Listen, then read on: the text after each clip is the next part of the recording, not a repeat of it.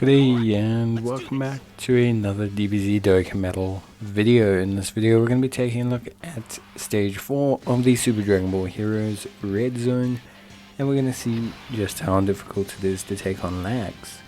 Now the team we're using is kind of a giant ape power slash crossover slash full power team. We're running double Int Super Saiyan 4 Gokus because it's going to be a lot of fun. And we're going to be taking on Lagss. Now Lagss has two phases. The first phase is Int and the second phase is AGL. So you're going to want to minimize any strength characters if possible, unless they can handle the heat.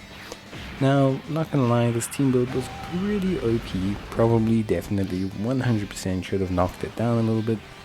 But yeah, it's fun sometimes to take an OP team. So basically what we have here is we have Int SS4 Goku, as you guys should know by now, a fantastic unit that is exceptionally good, especially after his active skill, although we're not going to be able to use it.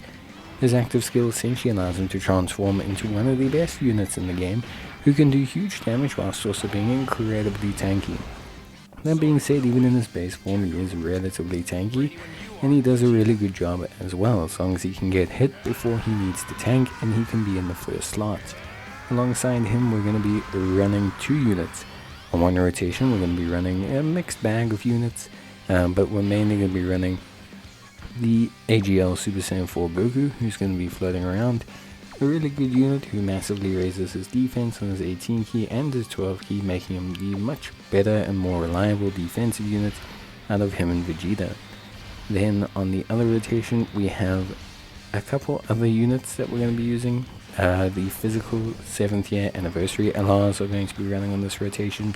Still a pretty good unit, especially with all the buffs to giant ape power now. They definitely are a very good solid runnable option that links pretty well with a lot of other units. They aren't going to transform, although we could elect to use it if we wanted to. Obviously when they do, they transform into Vegeta, which gives them a delay or interrupt on their 18 key, which is pretty useful, and just in general they tend to do a pretty good job overall. On that rotation we're going to also be kind of mixing things up a little bit. We're going to have the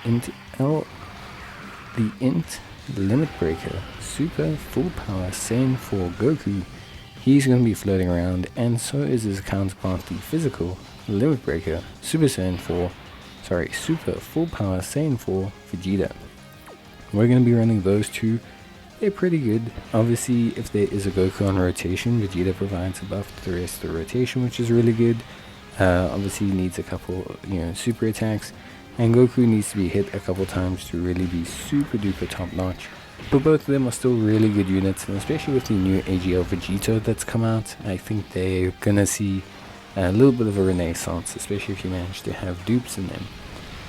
Alongside that, we also have the Int Super Saiyan 4 Broly, or the Int Limit Breaker Super Saiyan 4 Broly, who is, again, also a pretty good unit. He does need dupes, and he does obviously rely on getting multiple supers so that he can maintain his defensive stacks. But overall, he's a pretty good unit that just does a really solid job. So, still very impressed with him. And yeah, I think overall he does a, I would say, pretty solid performance. I think he actually does pretty well, all things considered. So yeah, obviously, I think the team does a really good job. Defensively, super strong. We have the Int Full Power Gokus, kind of just doing their thing, floating around, doing tons of damage, just being really tanky.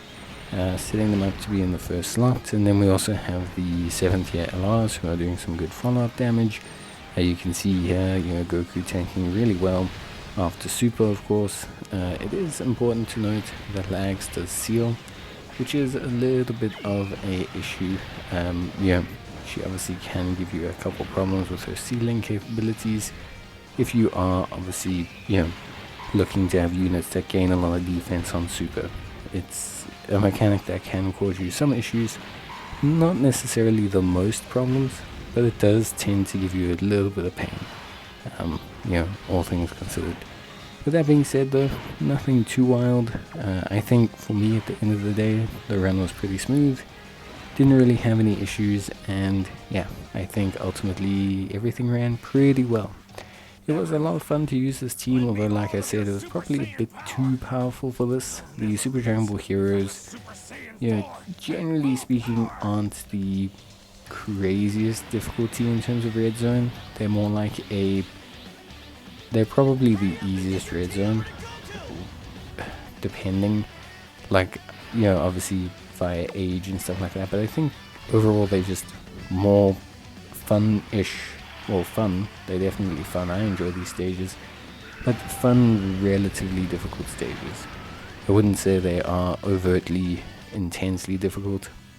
So yeah, I do think, you know, you can kind of, you know, make your way through them pretty easily, which I think is good.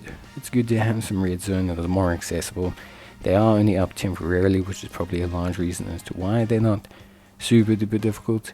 But yeah, overall just a really, really fun time. So that's basically gonna be it from me. Hope you guys enjoyed the video, and I'll see you next time. Bye.